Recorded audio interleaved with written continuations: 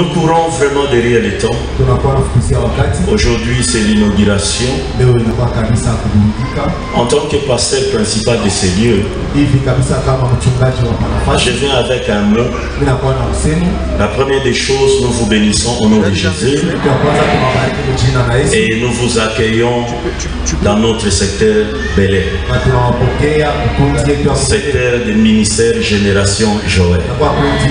Toi également, tu viens d'une autre église. Nous t'accueillons chez nous à la Génération Joël. Est-ce qu'on peut accueillir tous nos invités au nom de Jésus?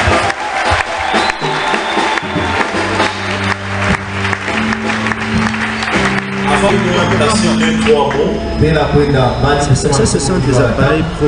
Laissez-moi honorer la présence d'un orateur qui est au milieu de nous. Nous voulons d'abord l'accueillir en tant qu'orateur. Tu peux m'aider à l'accueillir? Alors, ce n'est pas une habitude, ça ne vient pas toutes les années, mais c'est une exception cette année. Alors, nous voulons accueillir le visionnaire du ministère Génération Joël. Chonga. On a mouillou. Alléluia. Cela veut dire celui qui a reçu la vision ainsi que le mandat, ça fait beaucoup des années. Alors nous travaillons sur son onction et sur sa bénédiction. Pour moi, c'est un grand honneur. Je suis la première personne d'être bénie, de commencer ses assises avec la présence du visionnaire. Alors laissez-moi citer la personne du révérend Réussite Ngoïmanda pour que nous voulons.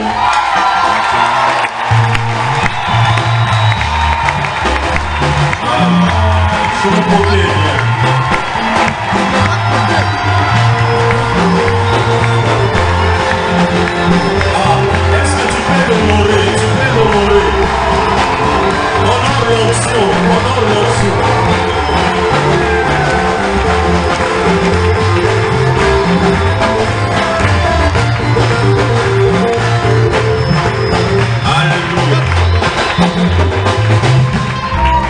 Oui, c'est notre Père. Papa, nous vous disons grandement merci.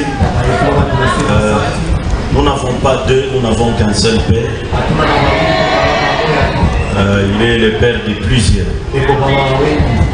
Nous avons appris beaucoup au pied de cet homme.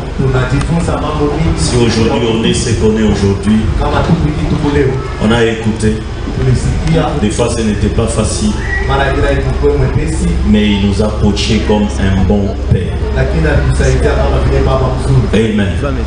Encore une fois de plus, merci Papa. Alors, nous travaillons sur sa bénédiction et son onction, je disais. Également, je dis merci à notre président de l'antenne. Le ministère Génération Joël est structuré de manière bien ordonnée. Dans chaque province, nous avons une antenne. Et à la tête de l'antenne, il y a un berger ou un pasteur qui coordonne tous les secteurs de l'antenne. Alors lui, c'est le pasteur John Kalara qui nous a permis également de tenir ces assises.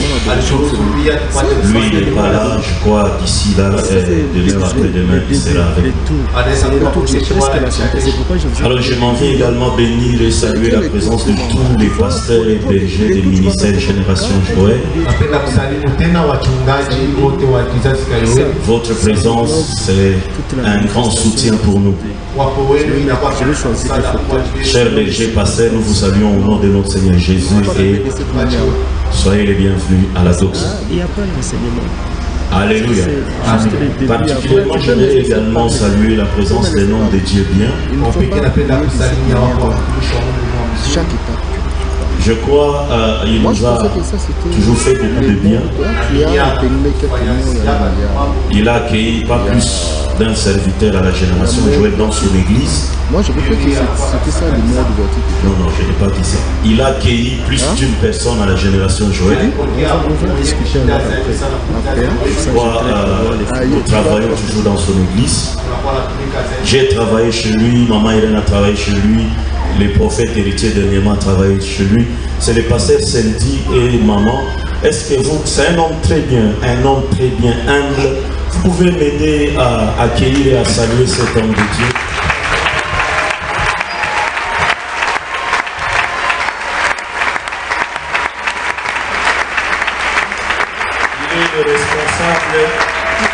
Il est responsable de l'église Merfit. Pasteur, soyez les bienvenus. Merci beaucoup d'accepter notre invitation. Alléluia. Nous vous bénissons aussi. Alors, chaque année, nous organisons cette manifestation. Année après année, ça fait maintenant 8 ans que nous organisons chaque année au mois de mai la Doxa. Chaque année avec sa particularité, chaque année avec ses surprises et sa gloire. Alors 8 ans, Dieu nous bénit toujours, nous fait beaucoup de bien à travers cette manifestation. C'est la 8e édition. Et je crois que Dieu va nous visiter encore. Je n'ai pas entendu un amen. Alors la doxa, c'est simple si j'aimerais vous donner l'explication, la signification. C'est la gloire de Dieu ou le poids de la gloire de Dieu. C'est un programme de jeûne et prière. Et certains intervenants viennent toujours pour nous bénir. Alors c'est ton programme. Dieu l'a organisé pour toi et j'aimerais t'inviter à participer tout au long, c'est-à-dire tout le jour qu'on aura ce programme, c'est-à-dire pendant 18 jours cette année. Dieu va te bénir certainement. Dieu va te visiter certainement. Alors il a plu à Dieu cette année d'attirer notre attention sur la pensée tirée du livre d'Exode chapitre 1, le verset 12. C'est-à-dire je parle du thème de cette manifestation. Plus on l'accablait, plus il multipliait et ça croissait. Voilà au moins autour de ce thème, différents orateurs, oratrices sont dédiés. Nous parlerons et nous bénirons avec ces thèmes. Nous venons de commencer aujourd'hui. Nous voulons te conseiller d'être fort, de tenir ferme jusqu'à la fin de la manifestation. Il y aura beaucoup de surprises. Dieu t'a réservé beaucoup de choses et tu vas voir réellement que le Dieu de la génération Joël, c'est un Dieu qui continue à agir. Alléluia. Alors nous nous excusons un peu pour ces désagréments, c'est le premier jour. Il y a toujours des surprises inattendues.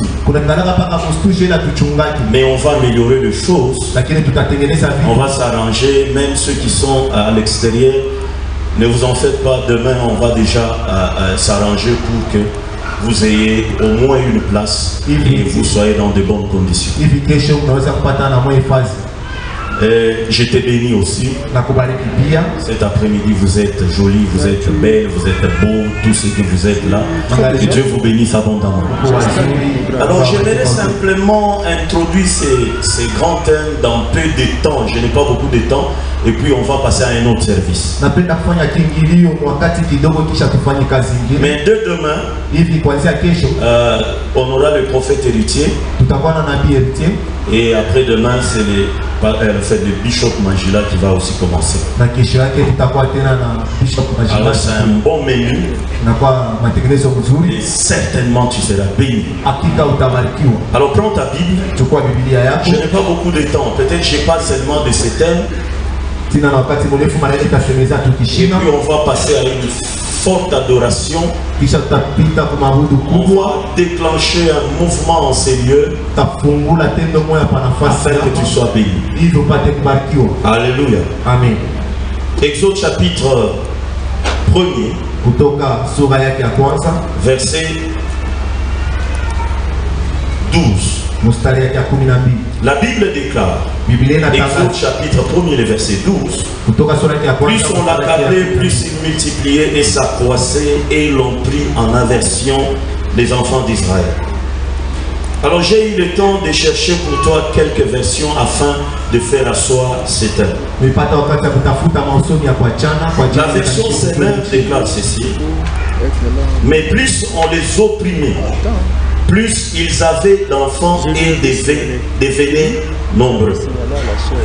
La version Parole Vivante déclare ceci: plus on écrase les Israélites, plus ils deviennent nombreux, ils occupent de plus en plus de la place. Version Bible de Jésus-Christ déclare ceci: mais plus il affligeait et plus il multipliait et croissait en toute abondance. La dernière version Bible du peuple: mais plus on les opprimait, plus le peuple grandissait et s'est développé, si bien que l'on ne supportait plus les Israélites. Quelqu'un peut dire Amen. Amen. Je crois le modérateur m'avait introduit pour vous retracer au moins le contexte dans lequel on retrouve ces passages.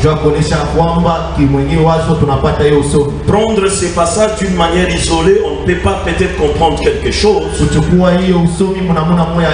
il fallait au moins remonter pour comprendre c'est quoi il était question. Alors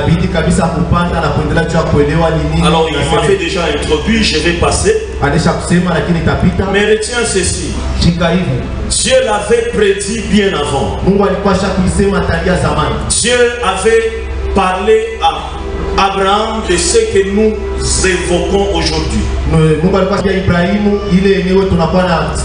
Des années antérieures, Dieu commence à parler à Abraham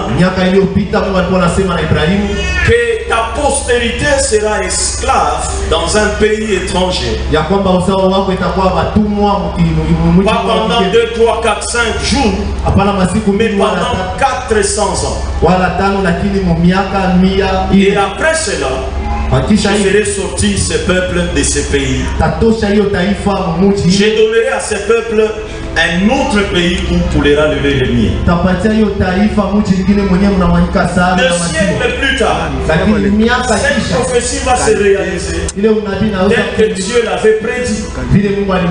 Les enfants d'Israël se retrouvent en Égypte.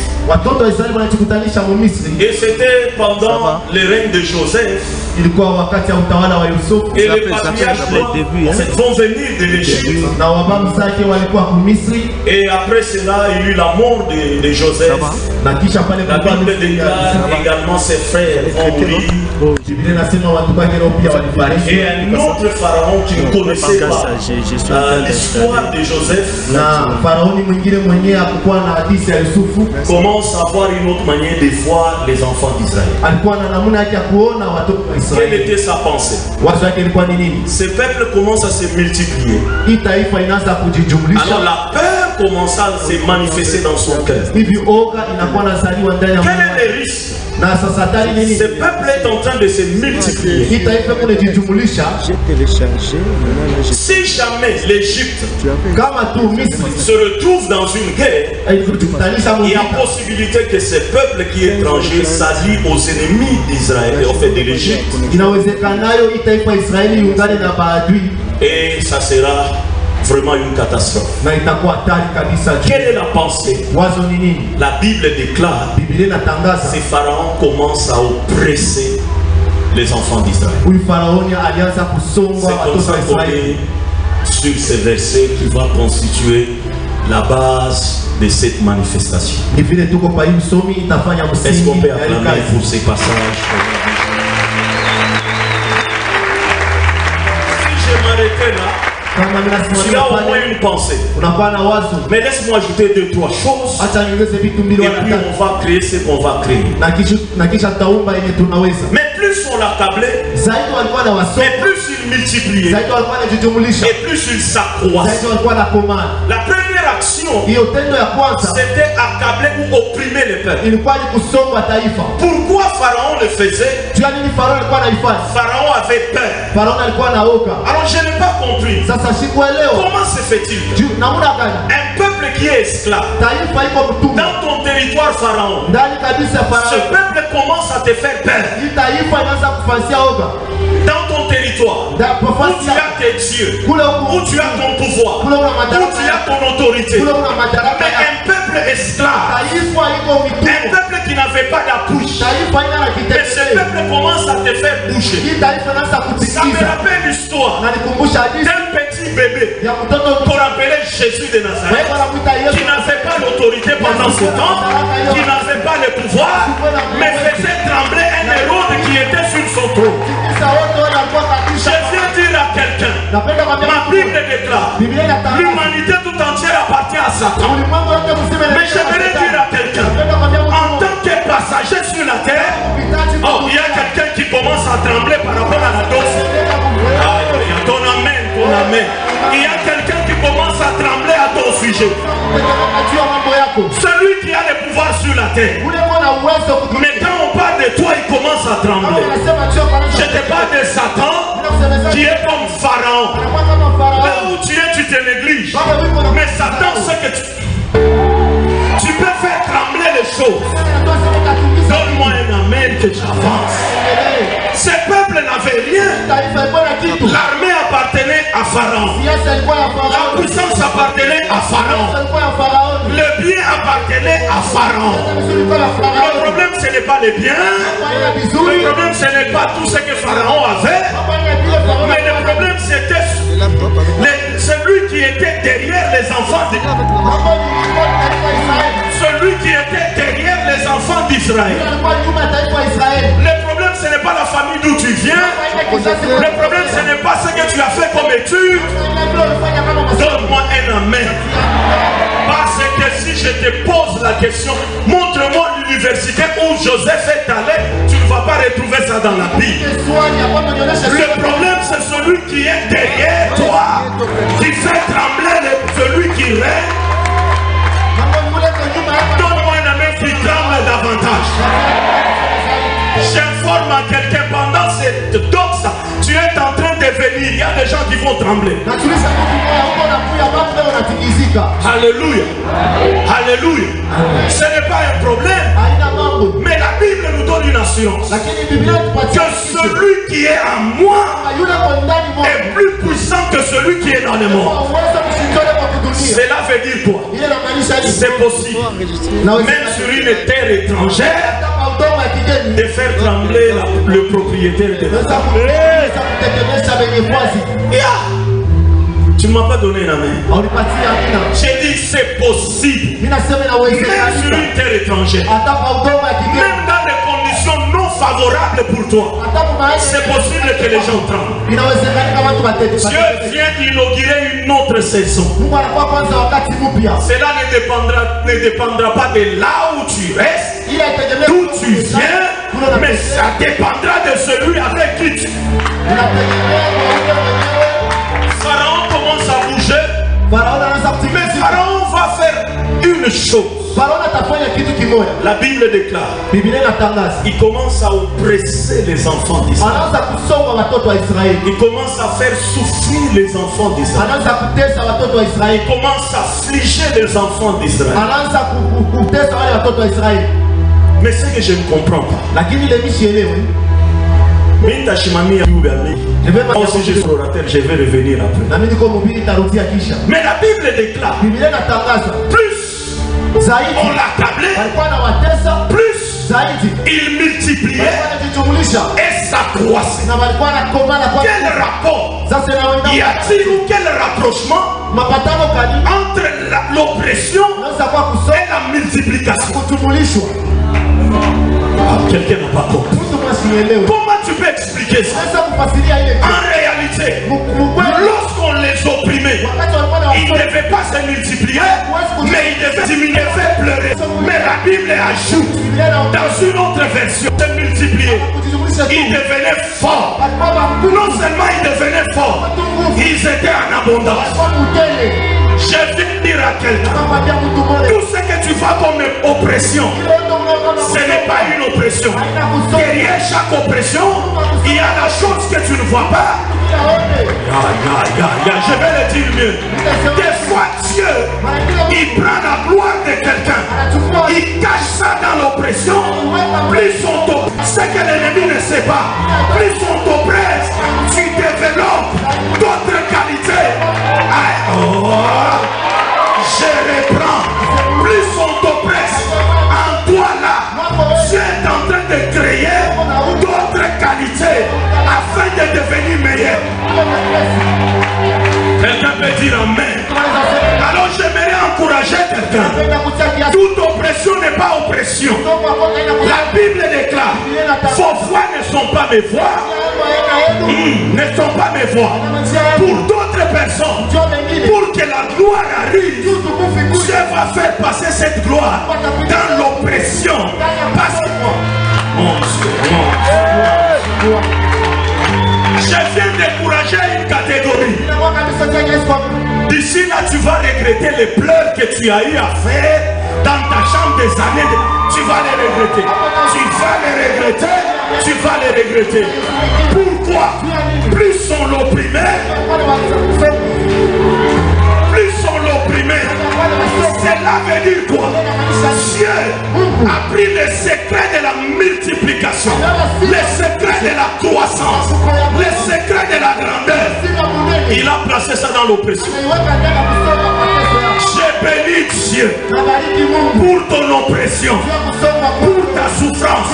Ma Bible déclare qu'il y a un temps pour toutes choses.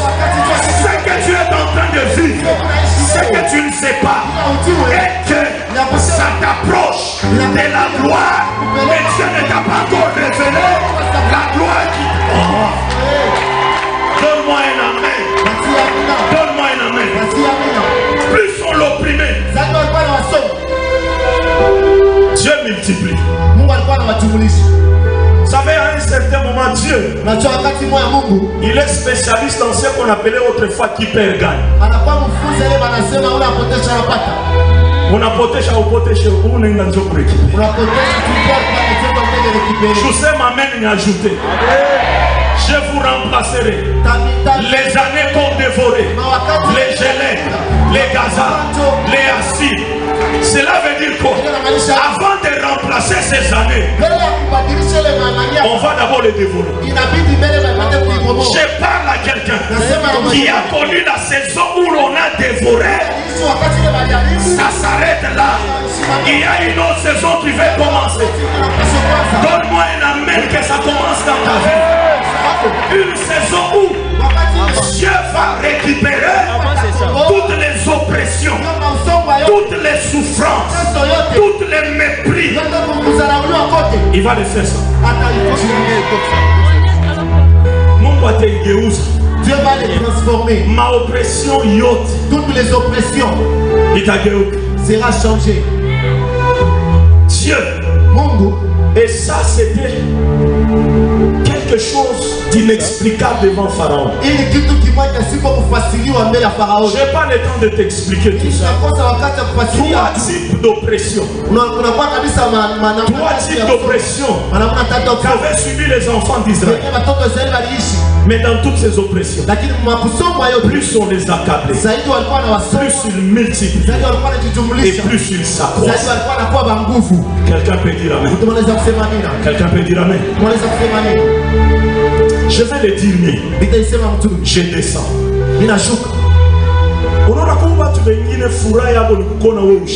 d'autres personnes, leur joie, c'est de voir toi. Je commence à venir là où tu es. Je sortais de ma bouche. J'ai dit, il y a d'autres personnes qui travaillent jour et nuit pour que toi tu échoues, pour que toi tu n'avances pas, pour que ta vie reste la même, pour que tout ce que tu vas entreprendre, rien ne va marcher. D'ailleurs, même quand je te parle, c'est ça ta réalité. Mais j'aimerais te dire une chose. Les plus grands secrets pour que ces choses changent, il faut rester attaché à Dieu. Si tu es attaché à Dieu, il sait comment faire pour changer les oppressions en des opportunités qui peuvent venir bénéficier. L'oppression des Juifs, c'était une opportunité pour les enrichir.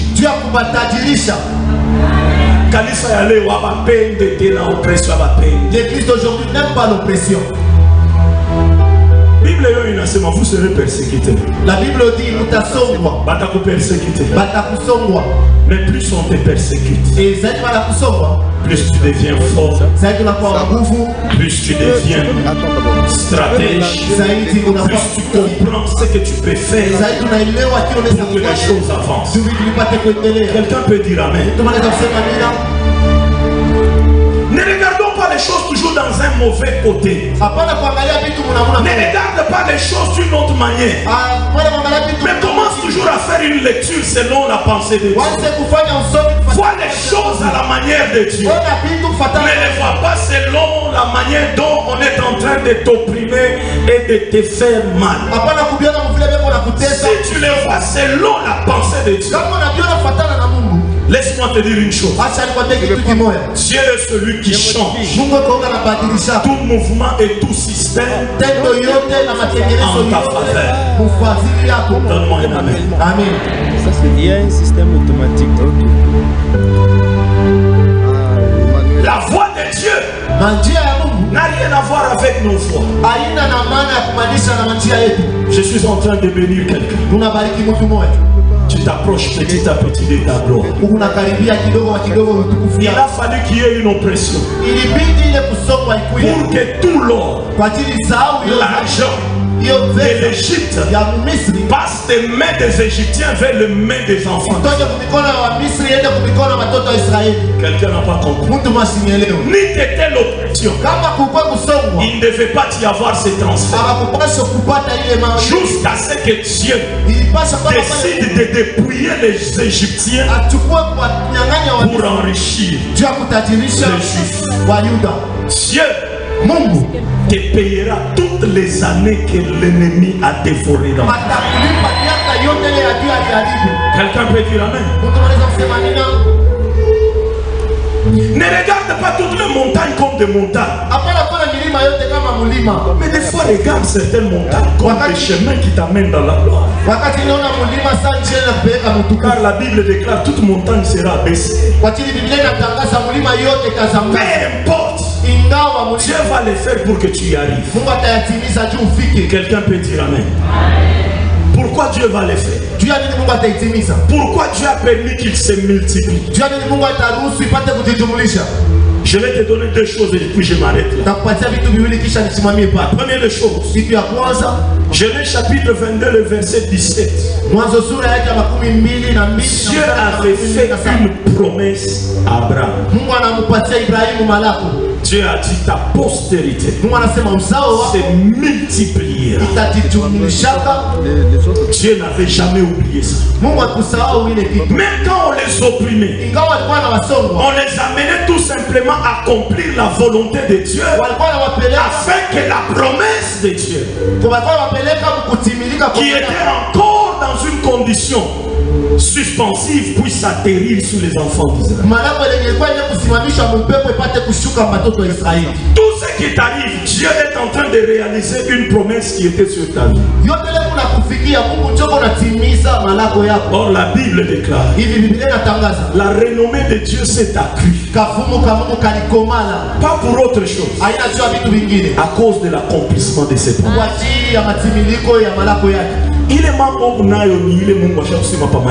Le problème que tu as, c'est ce que Dieu a dit sur ta vie. Les combats que tu as, c'est tout ce que le Seigneur a parlé sur toi. Certaines gloires nous attireront toujours des combats et des oppressions. Certaines élévations nous attireront des combats et des oppressions. Certaines percées nous attireront toujours des combats et des problèmes. Mais j'aimerais te dire une chose. Plus il y a des combats, des problèmes, plus Dieu s'arrange pour accomplir sa promesse. Surtout celui qui a une promesse de Dieu. Laisse-moi te dire, tu vas te multiplier. Et tu vas t'accroître. Je n'ai pas entendu un amen. Je n'ai pas entendu un amen. Dieu l'avait prédit. Dieu l'avait annoncé. Et Dieu a trouvé une occasion pour que sa promesse se réalise. Pour que la promesse de Dieu se réalise dans une vie, Dieu peut utiliser n'importe qui. Même les sorciers peuvent concourir à la bénédiction ou à l'accomplissement de tes promesses. Raison pour laquelle tous ces gens-là sont à un certain moment utiles pour ta marche. Et également pour réveiller ta conscience. Quelqu'un peut dire amen. Et la deuxième chose, c'est par rapport à la miséricorde de Dieu. Plus on l'accablait, plus il multipliait, plus il devenait fort sur une terre étrangère. Pas parce qu'il est mérité, mais à cause de la miséricorde. Pendant ces 18 jours, Dieu te fera miséricorde. Cela veut dire, je viens parler à une catégorie de gens qui ne manifestent pas, qui ne sont pas dans les conditions éligibles, les conditions favorables, mais la miséricorde de Dieu agira en ta faveur.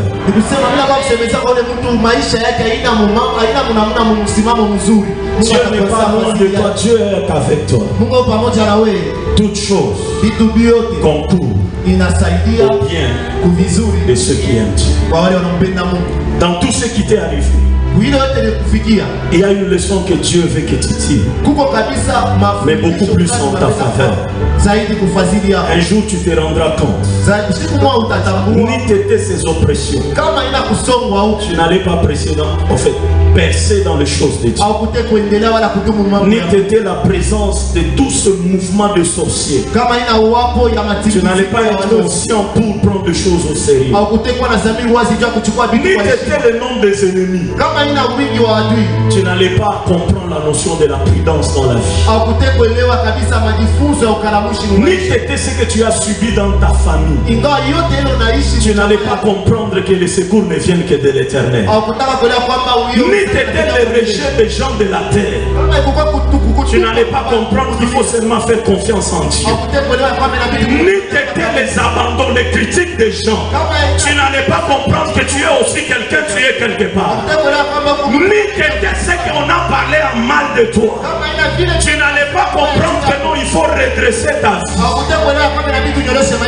Toutes choses concourent au bien de ceux qui aiment Dieu. Est-ce qu'on peut acclamer Jésus?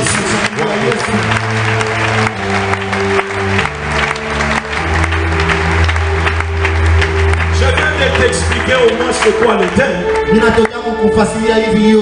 Mais je sais que les éminents orateurs viendront pour nous bénir davantage. Quelqu'un peut dire amen. Amen. On peut maintenant passer à autre chose. Tufungule kombingu déjà waji spirituel chukeko. Nous voulons ouvrir le ciel. Nous c'est la génération Joël, un ministère de l'esprit. Alors nous voulons te donner un temps de parler à ton Dieu. Afin que la grâce ou la gloire de Dieu descende là où tu es. Quelqu'un peut dire Amen. Dakika kidogo tunafia kwa mbingu funguke shuke tena davantage afin que ile Mungu alitayarisha siku ya leo ijimanifeste au milieu de nous. Que le ciel s'ouvre pour que la gloire descende davantage. Maintenant incline-toi en prière là où tu es. L'autre, c'est lui qui a fait. C'est elle. Ça. J'aimerais que tu demandes une chose. Que le Seigneur aujourd'hui, le premier jour, qu'il laisse ses empreintes sur ta vie. Élève ta voix, commence à prier au nom de Jésus. Élève ta voix. Pendant ce temps, on va nous amener dans une adoration. Vous vous rappelez, même dans peu de temps, dans peu de temps. Nous voulons dans peu de temps. Commence à parler à Dieu. Commence à parler à Dieu. Commence à parler à Dieu. Commence à parler à Dieu. Élève ta voix. Commence. On est venu prier. On est venu chercher la face de Dieu. Ah oui, commence à prier. Prends la position qui va te sembler normale et facile. S'il faut aller à genoux, va à genoux. Mais nous voulons secouer le ciel. Nous voulons bouger le ciel. Nous voulons que quelque chose du ciel descende sur la terre. Élève ta voix, élève ta voix. Élève ta voix. Commence à parler à Dieu dans peu de temps. Commence à parler à Dieu. Monte encore, monte encore, monte encore. Monte encore, monte encore. Commence à parler à Dieu. La manifestation est là pour toi. Tu peux avoir ton miracle dès le premier jour. Tu peux arracher ta bénédiction dès le premier jour.